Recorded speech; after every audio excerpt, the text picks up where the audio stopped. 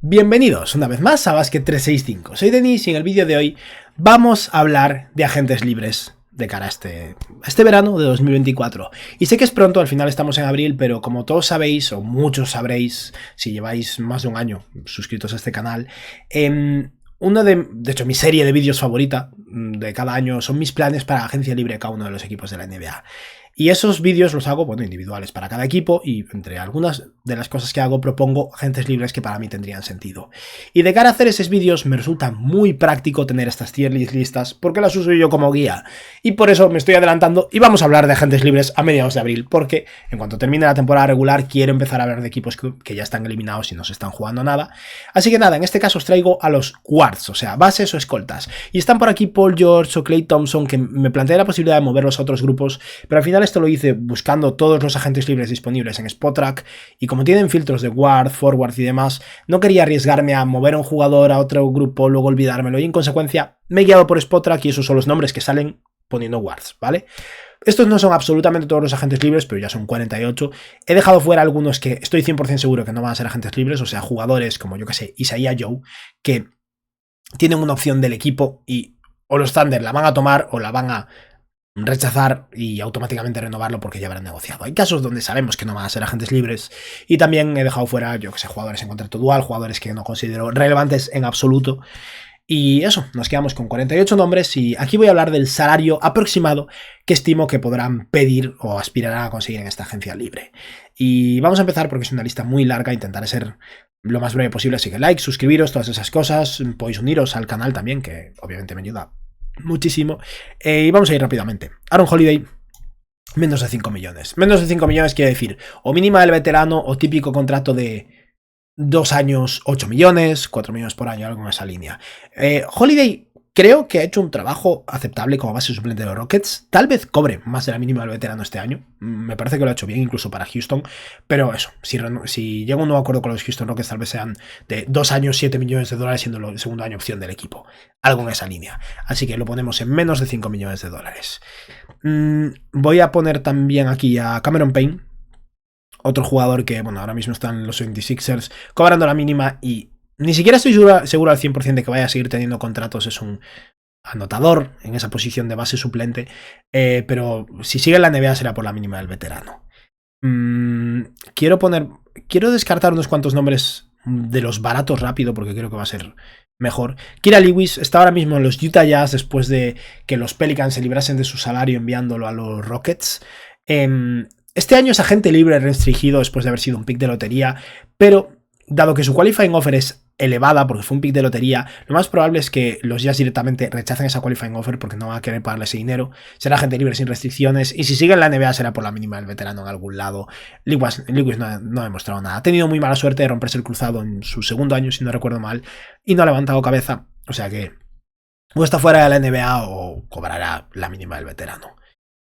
Lester Quiñones, de los Golden State Warriors.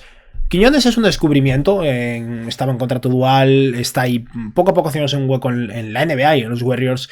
Es posible que este año firme por un poco más, pero no va a firmar un contrato alto. Tal vez los Warriors consigan firmarlo un poco en la línea del contrato de Miles McBride, que de hecho es una ganga ya, un 3 años, 12 millones o algo así, pero Quiñones no va a cobrar más de 5 millones de salario promedio anual, ¿no? Y vamos a incluir un par de nombres más por aquí. Patty Mills, si sigue en la NBA será por la mínima. No es imposible que se vuelva a Australia o algo así, porque ya tiene una edad considerable. Ahora mismo están los Miami Heat, con lo que obviamente siendo Miami no me sorprendería que llegue a las finales de la NBA. Es lo que hacen todos los años, independientemente de cómo les vaya en temporada regular. No creo, este año no creo, pero eso. Mills si sigue será por la mínima del veterano. Jordan McLaughlin, un jugador que ha tenido bastante mala suerte porque ha estado bastante tocado. Finaliza contrato este año con los Minnesota Timberwolves. Creo que como tercer base en Minnesota seguramente estén cómodos con él, así que no me sorprendería que renueve con ellos. Y si no renueva con ellos, alguien más le hará una oferta, pero va a ser en esta línea. Mínima del veterano o muy poco más de la mínima del veterano. Y venga, un par de nombres más de los baratos y luego empezamos a escalar. Había visto por aquí a Wesley Matthews, otro jugador del estilo Patty Mills. Si sigue en la NBA, no me sorprendería que sea... Sí, tal vez un añito más como veterano, ¿no? Jugador que más de lo que aporta en el campo aporta más, pues ese saber hacer, ¿no? Y esa experiencia, un poco estilo Patty Mills, Jeff Green, aunque esté cobrando más de lo esperado este año con los Rockets. Pero sí, Wesley Matthews, si sigue en la NBA, será por la mínima del veterano. Por cierto, que veo por aquí, que esto lo estoy grabando por directo, me mencionan en el chat a Ricky Council. Aquí no he incluido jugadores en contrato dual, porque es que los jugadores en contrato dual no tienen ningún tipo de poder, son agentes libres restringidos. Si su equipo lo quiere mantener en contrato dual, lo va a hacer y ya está. Council no tiene ningún poder de decisión. Si los 76ers, por ejemplo, en ese caso, están cómodos con él, va a seguir ahí. Y su caso es el de todos. Es la realidad de los jugadores en contrato dual. Así que, nada. Vamos a seguir con Shake Milton. Este año estaba ganando más. Creo que firmó por 5 millones con los Timberwolves. Salió fatal, lo acabaron moviendo a Detroit. Ahora mismo no está ya en los Timberwolves, pero no he encontrado una foto con su nueva equipación.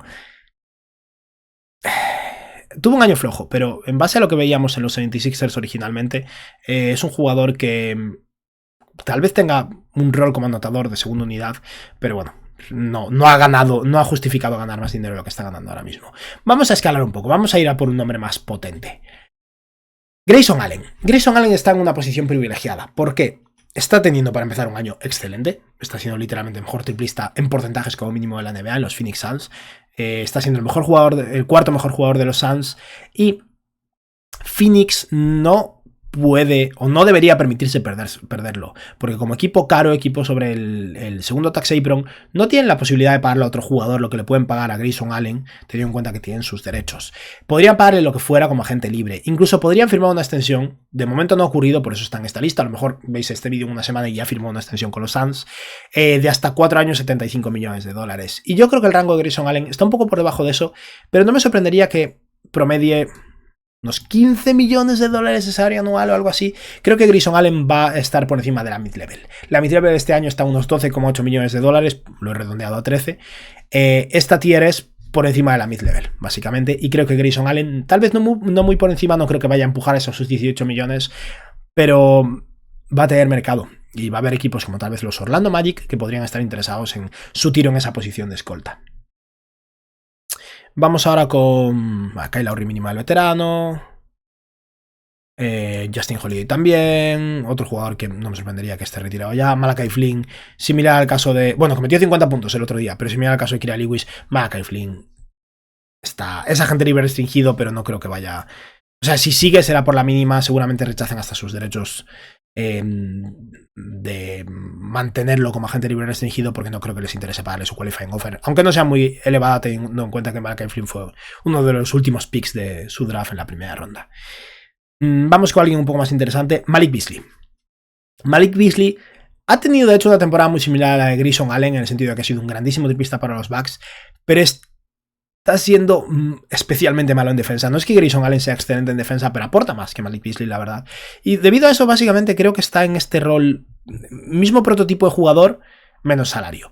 Beasley va a cobrar más de la mínima, sospecho. Este año estaba cobrando eso, la mínima del veterano con los Bucks, pero creo que va a firmar más en algo en la línea de los 7, 8 millones de dólares por año, tal vez incluso 2 años, 10 millones o algo así, pero no creo que vaya a llevarse una mid-level completa y no por encima de una mid-level completa, así que lo ponemos en ese rango. Kentavious Caldwell-Pope es interesante. Tiene una opción del jugador de unos 15 millones de dólares.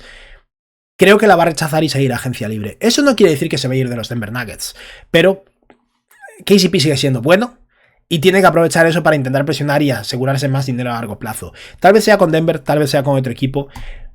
Creo que esta cifra es demasiado elevada, los más de 18 millones de dólares, aunque siga siendo a día de hoy uno de los mejores jugadores 3&D de la NBA, pero KCP va a estar en el mismo lugar en el que está ahora mismo, en este mismo rango, por un poco más de dinero. No me sorprendería que firme por esos 17, 18 millones de dólares por año y a largo plazo.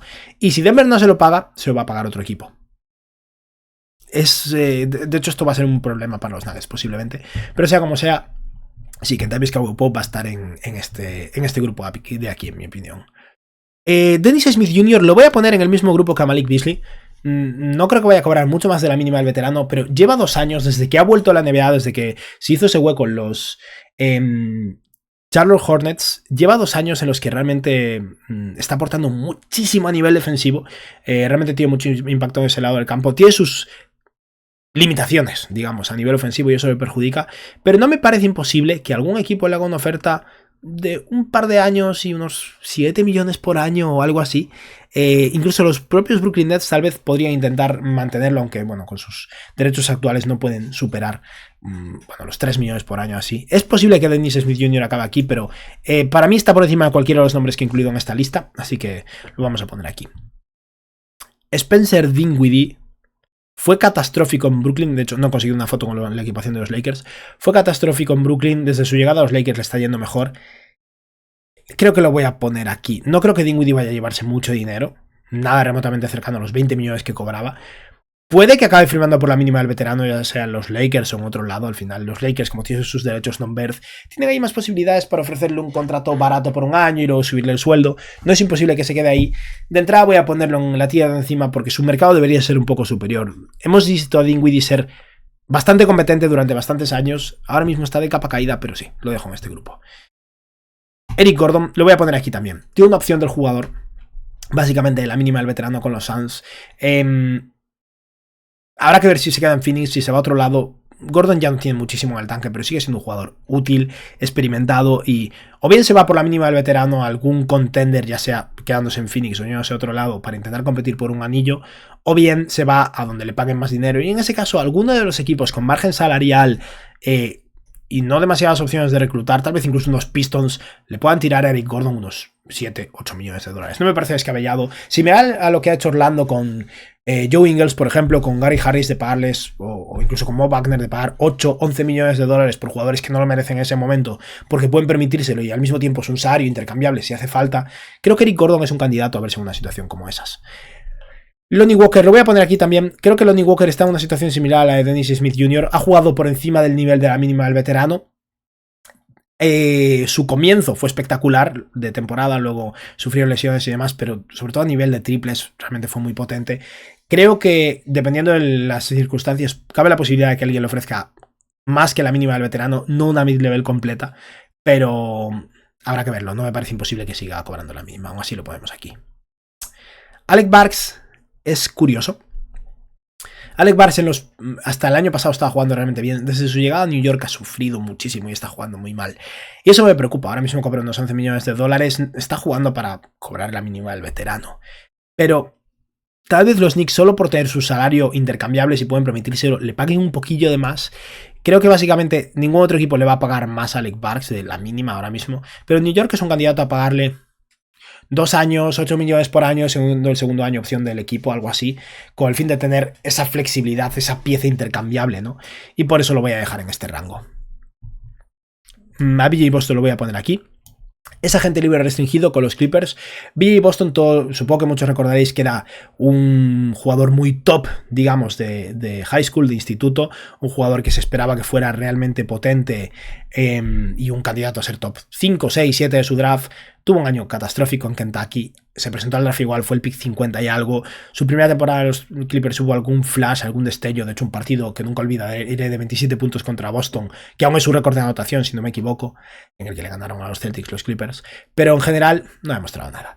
Y ese agente libre restringido, tal vez los Clippers, como es todavía joven, se aferren un poco a él y lo mantengan por un tiempo más, pero BJ Boston no se merece cobrar más de la mínima, tal vez firme por un par de años, sea mínima del veterano, ya sea en los Clippers o en otro lado, pero no espero que nadie le ofrezca un salario superior a esto.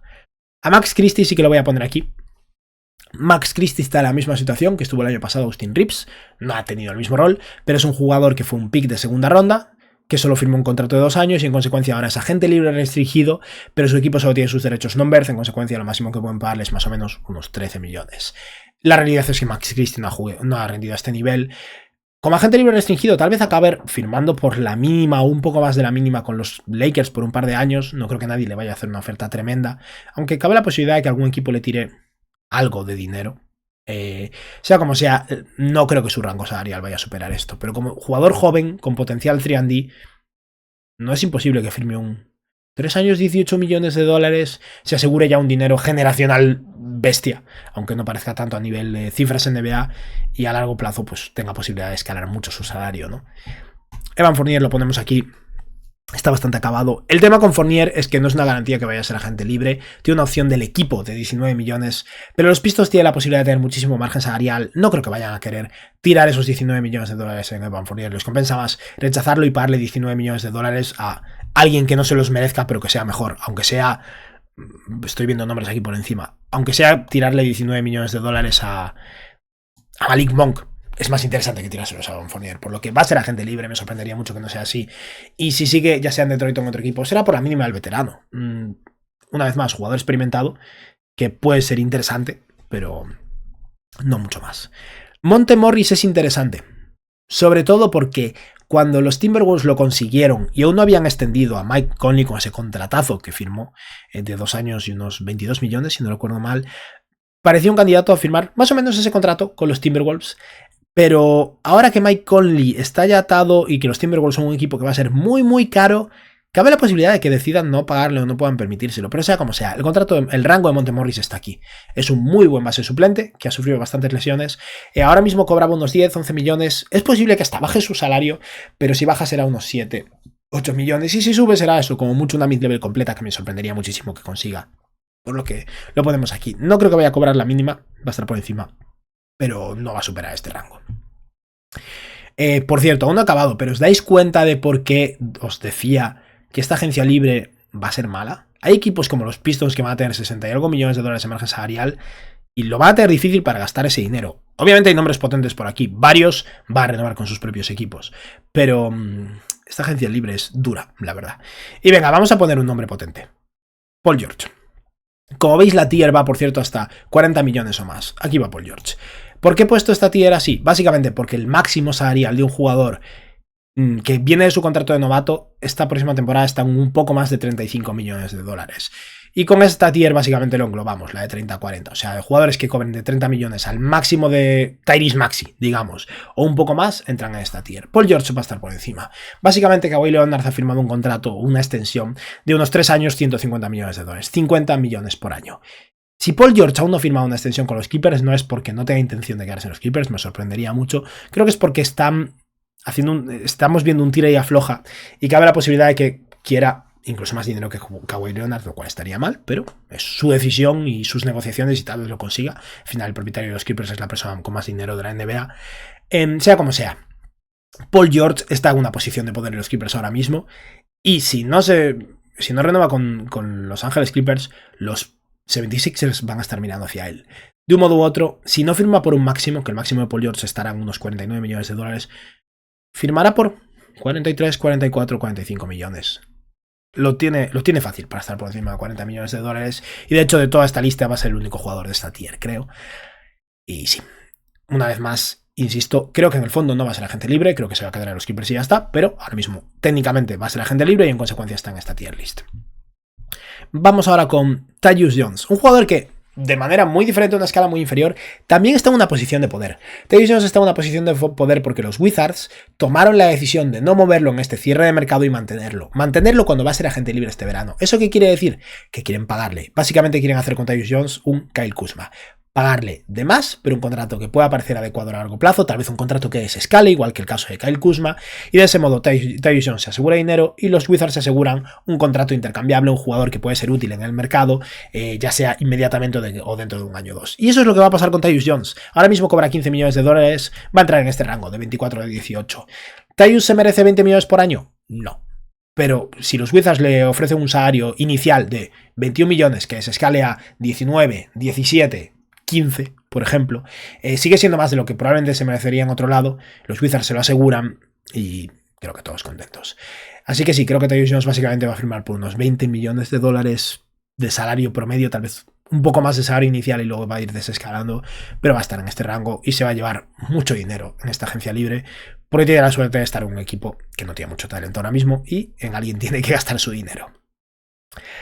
A Garrett Temple lo he puesto aquí una vez más de veteranísimo. Temple ahora mismo es más un entrenador asistente que un jugador, pero la verdad es que es un jugador que todo el mundo dice que es súper majo, se lleva bien con todo el mundo, es un grandísimo veterano, así que nunca está de más tener este tipo de presencias en tu equipo, por eso lo he incluido aquí. Talen Horton Tucker estaba cobrando unos 10 millones de dólares. Este año ha sido terrible en los Jazz, yo lo voy a poner aquí. No creo que nadie le vaya a pagar más de la mínima a Talen Horton Tucker. Todavía es relativamente joven, aunque los años sigan pasando y no haya una evolución por su parte. Creo que no va a seguir en los Jazz. Me tiene pinta de ser el típico jugador que firma por la mínima con los Miami Heat y luego se convierte en un jugadorazo. No sé por qué me da esa sensación, pero sea como sea, creo que THT va a firmar por la mínima en algún lado, pero no va a superar los 5 millones por año. Su mejor contrato, al menos hasta el momento, ya ha pasado. De Anthony Melton. Melton cobraba básicamente el equivalente a una mid-level. Es posible que sí que se vaya a volver agente libre porque está ahora mismo en los 76ers. Filadelfia quiere margen salarial para esta agencia libre, para ir a por nombres potentes, que como veis no hay muchos, a menos que sea Paul George, no va a haber muchos. Y en ese caso tendrán que rechazar su cap hold para generar el máximo de flexibilidad posible. Melton como jugador, tal y como estaba jugando este año en Filadelfia, para mí estaría en este grupo. El de un poco más de la mid-level, tirando hacia esos 13, 14, 15 millones por año. Es un muy buen defensor, capaz de tirar de 3, un poco pequeño para su posición, pero como escolta complementario, bueno en defensa, es bueno. Pero ha sufrido bastantes lesiones y eso me preocupa un poco y creo que hace que su valor baje hasta aquí. Creo que su techo es una mid-level completa, tal vez incluso firme por un poco menos. No es imposible que algún equipo, como decía, le tire unos 15 millones o así, pero de entrada creo que es más probable que acabe en este grupo que en este. Así que Melton se queda aquí. Vamos ahora... Uy, me acabo de acordar en el minuto 21 de grabación de que me ha mencionado varias veces en los vídeos que en las tier list mencione el rango salarial. Creo que más o menos lo estoy haciendo, pero voy a intentar ser más consciente ahora. Vamos ahora con DeLon Wright. DeLon Wright estaba cobrando unos 8 millones de dólares, sigue siendo un grandísimo defensor, un jugador limitado en otros aspectos. Está ahora mismo en Miami, donde tal vez lo haga bien y eleve su mercado un poco, pero creo que ya ha entrado en el rango de menos de 5 millones de dólares por año y supongo que seguirá aquí. No es imposible que los propios Heat intenten mantenerlo, pero ellos mismos no tienen mucha flexibilidad para pagarle más de la mínima o un poco más. Y ya sea con los Miami Heat o con otro equipo, sí, sospecho que la etapa en la que DeLon Wright se lleva dinero, o sea, más de una mid-level de equipo de impuesto de lujo o parte de una mid-level, creo que eso se ha acabado. Así que sí, DeLon Wright, o la mínima del veterano, tal vez unos 4 millones de dólares con algún equipo. Gary Harris, por otro lado, está cobrando o estaba cobrando 11 millones de dólares con los Magic. Tengo entendido que el principal motivo por el que ha seguido en Orlando estos años es porque realmente gusta en el equipo. Creo que es una persona que a nivel de química en el equipo funciona. Es un buen defensor, capaz de tirar de 3. Su salud es terrible. Tiene bastantes problemas con esto. Pero creo que es posible que siga en el rango en el que ha estado, de entre 13 y 5 millones. No creo que siga cobrando 11 millones, tal vez cobre más 6 o 7. Puede que incluso renueve con los propios Orlando Magic. Pero sospecho que Gary Harris va a mantenerse por encima de ese rango de 5 millones de dólares o menos, al menos de momento. Vamos a ir con un nombre un poco más potente ahora, Buddy Hield. Buddy Hield estaba cobrando aproximadamente, creo que 19 millones de dólares este año, pero bueno, su salario promedio de la extensión de novato que había firmado en su momento era de unos 20 millones por año. Estamos hablando de uno de los mejores triplistas de la NBA, que además tiene un poco de capacidad de creación extra. También es un defensor limitado y un jugador que parece que no, pero ya tiene unos años. Buddy Hield llegó muy mayor, entre comillas, a la NBA. De entrada, su rango podría parecer que debería ser el de Tyus Jones de entre 18 y 24 millones de dólares, pero yo creo que Buddy Hield va a cobrar menos de lo que cobraba. Al final él firmó una extensión en un equipo como era los Sacramento Kings en ese momento, que tenía unas expectativas para Buddy Hield de que fuese un jugador mucho más potente a nivel ofensivo. No se ha desarrollado, aparte de ser uno de los mejores triplistas de la NBA, y creo que su rango va a ser el mismo básicamente que el de Grayson Allen y Kentavious Caldwell-Pope, entre 18 y 13 millones de dólares. Su suelo creo que es la mid-level, una mid-level completa. Deberían estar dispuestos a ofrecerle varios equipos, posiblemente se lleve más. Luke Kennard, por otra parte, tiene un contrato de 15 millones de dólares que es opción del equipo y creo que los Grizzlies van a estar muy tentados de rechazar esos 15 millones porque van a ser un equipo muy caro y que Kennard no está rindiendo muy bien. Esto no quiere decir que vaya a cobrar la mínima del veterano, pero creo que básicamente si rechazan su contrato de 15 millones va a bajar un rango y estará más entre los 13 y los 5 millones de dólares por año, ya sea en Memphis o en otro equipo. Tal vez los Grizzlies rechacen ese contrato y le ofrezcan un contrato a largo plazo, yo que sé, 3 años, 30 millones, unos 10 millones por año, pero eso, creo que es muy probable que acabe convirtiéndose en agente libre. Vamos ahora con Malik Monk. Monk ha sufrido una lesión, que es una pena. Por suerte tampoco es una lesión muy grave ni que vaya a ser muy duradera, parece, pero puede que no volvamos a verlo este año con los Kings y puede que no volvamos a verlo en Sacramento en general. ¿Por qué? Porque los Sacramento Kings están un poco maniatados. Lo máximo que le pueden pagar a Malik Monk es lo que mencionaba antes para jugadores como Grayson Allen. Son básicamente unos 75 millones de dólares a lo largo de 4 años. Y con Grayson Allen decía que eso es demasiado y que tal vez sea un poco menos. Con Malik Monk eso no puede no ser suficiente. La evolución de Monk ha sido espectacular. Es un grandísimo anotador, un jugador que como sexto hombre es élite absoluta. Ha mejorado como pasador este año. Y una vez más, el equipo que menciono continuamente que necesita tiro en esa posición, los Magic, estoy seguro que están mirando hacia Malik Monk. Básicamente, el máximo que le pueden pagar los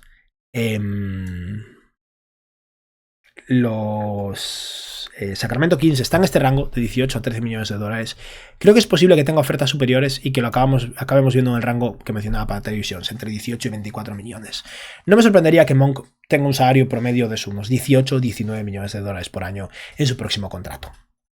Y en ese caso no va a ser en Sacramento porque no se lo pueden pagar y va a ser cosa de otro equipo. Klay Thompson lo voy a poner en el mismo rango. Creo que Klay Thompson va a superar o rozar los 20 millones de dólares. No creo que vaya a superar los 24 o 25 millones. Y si supera ese salario, probablemente sea a corto plazo, un par de años. No creo que nadie le vaya a ofrecer a Klay Thompson un contrato de 4 años y 22 millones por año. Creo que esa etapa ya ha pasado, pero todavía es un jugador muy bueno desde 3. Muy respetado además desde 3 precisamente, lo cual ayuda al espaciado que puede generar y en consecuencia hace que tenga todavía mucho impacto en el campo. Creo que la agencia libre es posible que tenga ofertas potentes. No me sorprendería que aún así al final se acabe quedando en los Warriors. Sé que ha habido sus roces, pero Klay Thompson sigue siendo un jugador muy importante para Golden State al final. Pero sí, creo que este es el rango en el que se va a mover. A Chris Dunn lo voy a poner en menos de 5 millones. Es un grandísimo defensor, es muy limitado en ataque. Los ya seguramente estén contentos con él y le ofrezcan quedarse, pero tal vez si no le pagan la mínima le pagarán unos 4 millones por año, pero no creo que Dunn se lleve un salario potente. Y un caso similar es el de Josh Okogie, lo pongo en el mismo rango. Grandísimo defensor, muy limitado en otros aspectos del juego. Creo que tiene una opción del jugador, de hecho, que supongo que rechazará porque es una opción por la mínima. Aún así, si renueva, creo que va a seguir siendo por la mínima, básicamente. Ya quedan menos nombres, vamos ahora con Josh Richardson. Esperaba mucho de Josh Richardson este año en Miami. No ha hecho gran cosa, en mi opinión, o al menos no tanto como yo esperaba. Tiene una opción del jugador por la mínima, creo que unos 2,8 millones o algo así. Es posible que directamente la acepte o que la rechace y renueve por un poco más con Miami, pero una vez más creo que se va a mover en este rango. O la mínima del veterano un poco más. Vamos ahora con Bruce Brown. Bruce Brown tiene una opción del equipo de los Toronto Raptors de 22 millones de dólares. Es lo que hablaba antes con Evan Fournier, solo que con Bruce Brown te lo puedes plantear. Brown no vale 22 millones, pero a lo mejor si no tienes otros mecanismos para utilizar ese dinero, te interesa más tener ese bloque de 22 millones de dólares de un jugador útil que finaliza contrato como pieza intercambiable que dejarlo ir. Pero en el supuesto de que se vuelva agente libre, Brown va a bajar de salario y va a bajar a ese rango entre 13 y 18 millones de dólares. Creo que estaría viendo básicamente una mid-level completa o tal vez un poco más, unos 14 millones por año, que es un salario más adecuado y más a la altura de lo que es realmente Bruce Brown, un buen jugador, no un jugador de lo que cobró con Indiana, pero Indiana lo hizo muy bien. Al final le pagaron 23 millones y fue la pieza clave a nivel salarial del intercambio de Pascal Siakam. Y ese es el motivo por el que le pagaron a Bruce Brown, para tener dinero intercambiable. Pero sí, lo voy a poner en este rango con Grayson Allen, KCP y Buddy Hield. Vamos a hablar ya de James Harden. Harden, una vez más, similar al caso de Paul George, está en una situación de poder. Está en una situación de poder porque está en un equipo que no tiene mecanismos para conseguir refuerzos en agencia libre, porque están superando todos los límites insuperables a nivel salarial, y ha jugado bien para los Clippers este año. Habrá que ver cómo van estos playoffs, creo que se puede influir un poco, pero en el fondo es muy poco, en mi opinión es muy poco probable que los Clippers no vayan a mantener a James Harden. No creo que Harden vaya a tener tantos candidatos en agencia libre, lo cual perjudica un poco su valor y tal vez haga que no pueda competir con Paul George y Kawhi Leonard a nivel salarial, pero Harden va a estar entre los 30 y los 40 millones de dólares. En el peor de los casos, Harden tal vez incluso llegue a rozar los 28 o 29 millones por año, pero me sorprendería. Creo que estamos viendo más hacia un salario en la línea del de Jrue Holiday un poco más. 4 años, 140 millones, algo en esa línea. Creo que es lo que vamos a ver firmar a James Harden. No va a cobrar un máximo, pero no va a estar tan lejos. Harden va a llevarse bastante dinero y creo que va a ser el único jugador en este rango, si no me equivoco, de todos los que quedan. Westbrook, por otra parte, Westbrook está haciéndose básicamente la que hemos visto con Reggie Jackson, la que hemos visto con Bobby Portis, que es que entró en un equipo cobrando la mínima del veterano como jugador de buyout y fue construyendo derechos Birth. El año pasado tenía derechos non-Birth, este año en su segundo año son derechos Early Birth, donde tiene una opción del jugador para el próximo año de unos casi 4 millones de dólares. Yo creo que la va a rechazar y va a poder renovar por un máximo de, lo que decíamos antes para Malik Monk, 4 años 75 millones. Westbrook no va a firmar por eso, es demasiado dinero. Me sorprendería mucho, pero Westbrook seguramente vaya a estar en ese rango entre 13 y 5 millones. Me imagino que subirán su salario a unos 10, 11 millones por año, tal vez un par de años y ese rango salarial, no creo que mucho más, pero eso, va a superar esos 5 millones, estoy bastante convencido. Vamos ahora con Isaac Okoro. Okoro es agente libre restringido de los Cleveland Cavaliers y creo que ha tenido un año bueno. Ha mejorado como tirador todavía más. No es un jugador al que defiendan mucho ni que sea una amenaza desde 3, pero cuando está solo, está metido en sus tiros, lo cual es muy positivo. Ha mejorado como defensor, es todavía súper joven y no sé si recibirá... Creo que es posible que reciba alguna oferta en agencia libre restringida. También es posible que simplemente llegue a un acuerdo con los Cavs y ya está. Yo creo que se va a quedar en Cleveland y creo que su rango va a estar entre los 18 y los 13 millones de dólares. Más tirando a los 13 que los 18, pero... Viendo renovaciones o extensiones como la de Isaiah Stewart, por ejemplo, Aaron Nesmith, que por cierto está jugando muy bien, Okoro básicamente va a pedir 4, o los agentes de Okoro van a pedir 4 años 75 millones y los Cavs le van a ofrecer 4 años 60 millones. Y yo creo que van a quedarse ahí. 15 millones por año por Isaac Okoro. Es una apuesta en que siga desarrollándose, pero es un jugador muy joven que se ha ido desarrollando y me parece un salario bastante justo por ambas partes. Ya estamos cerca del final, quedan 7 nombres, ya me estoy quedando sin voz, llevan 30 minutos de grabación, estas tier lists van a ser muy altas. A Beverly lo acabamos rápidamente, mínima del veterano, ya lleva años así, es el típico jugador que de hecho aún aporta, pero que está en ese rango mínimo del veterano y ya está. Lo mismo para Svi Mykhailiuk. A lo mejor al verlo en pequeño había quien pensaba que es Sandhauser. Sandhauser aún tiene un año más de contrato con los Celtics. Este año es una opción del equipo, pero la van a tomar porque es agente libre restringido aún el año que viene. Pero es nada, el jugador que veíais ahí es Svi Mykhailiuk, que bueno, mínima del veterano, no va a cobrar más que eso. Y es incluso posible que no consiga contrato, quién sabe. Vamos ahora con Gary Trent Jr. Gary Trent Jr. estaba, de hecho, estaba en el rango de Tyus Jones, Malik Monk, Klay Thompson y compañía. Lo voy a dejar un puesto, pero creo que va a seguir rozando o superando ese rango de mid-level. Es posible que al final lo que se lleve sea una mid-level completa, que como decía empieza en 12,8 millones de dólares, pero tal vez incluso los Toronto Raptors le paguen más, aun si va a cobrar menos, en mi opinión, de lo que cobra ahora mismo. Gary Trent es un tirador de 3 competente, con buen tamaño para su posición de escolta. Peor defensor de lo que uno creía originalmente, pero aún así lo considero un defensor aceptable, con buenas manos, que roba balones y que cuando tiene el día realmente es capaz de anotar. Yo creo que rondará los 15, 16 millones de dólares por año, ya sea en Toronto o en algún otro equipo. Y de los 4 nombres que quedan, Markelle Fultz cobraba 17 millones de dólares. Creo que su salario va a bajar. Sigue siendo un jugador con talento, que realmente hay momentos en los que todavía se ven esos flashes, ¿no? Pero para empezar creo que no va a seguir en Orlando. Con la llegada de Anthony Black creo que están buscando alternativas, ¿no? Y con una salud muy inconsistente, creo que este no va a ser el año de Markelle Fultz. El único equipo al que veo, viendo el mercado, viendo los agentes libres que hay, el único equipo al que veo haciéndole una oferta que tal vez sea superior a su mercado, son tal vez los Spurs. Pero de entrada voy a poner a Markelle Fultz en el rango de entre 5 y 13 millones. No me parece imposible que suba un puesto y que esté en el rango más entre 18 y 13 millones, pero lo vamos a dejar aquí. Y quedan 3 nombres, Immanuel Quickley, Tyrese Maxey y D'Angelo Russell. Vamos a hablar de Tyrese Maxey porque es el más fácil. Maxey va en el rango de James Harden.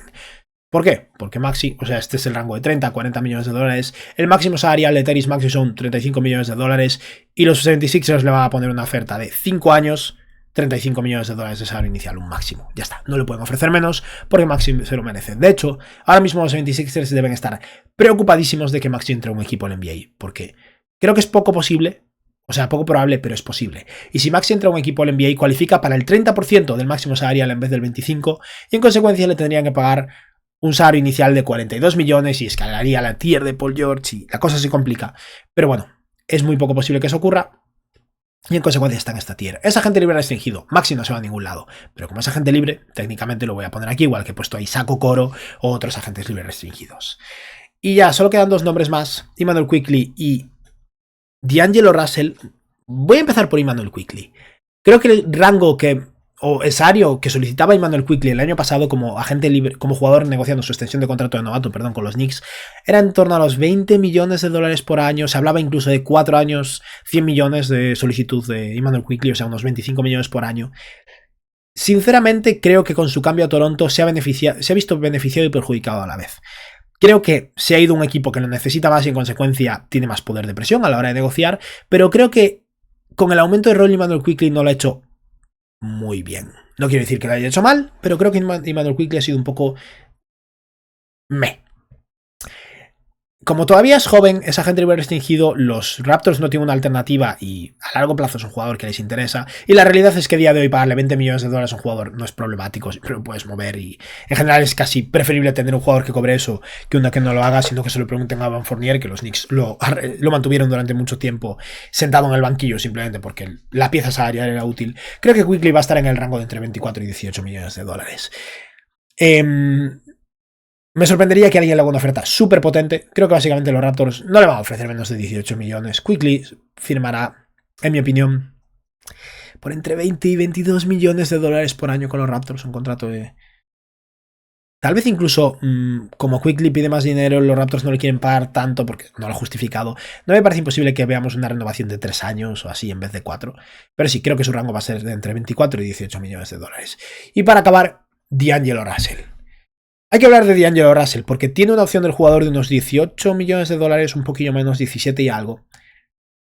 Al principio de este año me parecía poco probable que D'Angelo Russell rechazase esta opción. El año pasado, esto es innegable, el año pasado los Lakers a D'Angelo Russell le pagaron por encima de su valor de mercado. Nadie quería pagarle 17 millones de dólares a D'Angelo Russell. Y los Lakers lo hicieron por lo que decía hace un momento de Immanuel Quickley, por ejemplo. Lo hicieron por tener ese bloque salarial, por tener un salario de 17 millones de dólares intercambiable, para empajarlo con picks, con otras cosas e intentar reforzarse. Pero en diciembre, enero, D'Angelo Russell espabiló. Y de verdad encontró su ritmo y hemos visto desde entonces al mejor D'Angelo Russell de su carrera. No sé cómo de sostenible es esto, habrá que ver cómo rinde en playoffs, si los Lakers entran en playoffs, quién sabe. Pero sea como sea, D'Angelo Russell ahora mismo tiene que rechazar esa opción de 17 millones de dólares porque tiene una oportunidad excelente, ya sea con los Lakers o con otro equipo, de asegurarse dinero a largo plazo. Tiene dinero de sobra, que ha cobrado un máximo, lo sabemos todos, pero D'Lo este año va a poder solicitar con más poder del que tenía el año pasado un contrato bueno de 4 años probablemente. Y eso lo sitúa en el rango de entre 24 y 18 millones. Nadie le va a pagar 30 millones de dólares a D'Angelo Russell, no nos emocionemos. Pero D'Angelo Russell, incluso con los propios Lakers, podría estar pidiendo 20, 21 millones de dólares por 4 años, un salario de 4 años 85 o algo así. Tal vez incluso veamos a D'Lo firmar por 100 millones de dólares en algún lado, aunque creo que es demasiado y confiar demasiado en lo que hemos visto en estos meses. Pero sea como sea, va a superar los 17, algo millones de dólares que tenía en esa opción, la va a rechazar y básicamente va a escalar una tier. Ahí es donde se va a quedar D'Angelo Russell, a menos que eso, alguien se vuelva muy loco, incluso le pague por encima de 24, pero me sorprendería. Y esto ha sido todo por hoy. Bueno, ha sido bastante, ¿no? Casi 38 minutos de grabación. Muchísimas gracias a todos los que os habéis quedado hasta aquí. Este es mi tier list, la tier list con mis predicciones de cuál será el rango salarial de la mayoría de los agentes libres destacados en esta posición de entre base y escolta. Si no veis algún nombre aquí, leía por el chat a DeMar DeRozan, es porque en Spotrac están puestos como jugadores de ala en vez de guards. Me he fiado por Spotrac para no arriesgarme a olvidarme de algún jugador. Si no están aquí, van a estar en la tier list siguiente simplemente. Y nada, muchas gracias a todos. Recordemos que, o repaso rápidamente los nombres más importantes. Paul George, James Harden y Tyrese Maxey son los únicos 3 jugadores que he puesto cobrando por encima de 30 millones. Y creo que los 3 se van a quedar en su equipo, o sea que para mí no son agentes libres reales. Y luego en el rango de 24 a 18 millones de dólares he puesto a 5 nombres en Tyus Jones, Malik Monk, Klay Thompson, Immanuel Quickley, D'Angelo Russell, y en el rango de 18 a 13 millones he puesto a Grayson Allen, Kentavious Caldwell-Pope, Buddy Hield, Bruce Brown, Isaac Okoro y Gary Trent Jr. Y el resto ya no os los leo porque son demasiados, pero eso. Muchas gracias a todos, espero que os haya gustado el vídeo y que tengáis un buen día. Adiós.